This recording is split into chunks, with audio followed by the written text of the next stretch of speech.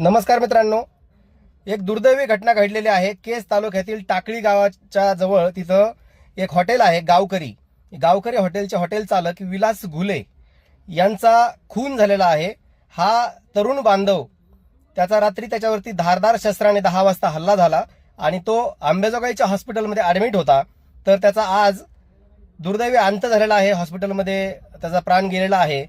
प्रथम जड अंतकरणाने विलास घुले भावाला श्रद्धांजली वाहतो आणि तुम्हा सर्वांना विनंती करतो, माझ्याकडे जी प्राथमिक माहिती आलेली आहे मी तुम्हाला ती सविस्तर सांगतोय। जी माहिती आहे ती अशी आहे, एक कोळी बांधवाचा मुलगा विलास घुलेचा मित्र होता, तो त्या हॉटेलवरती आला होता।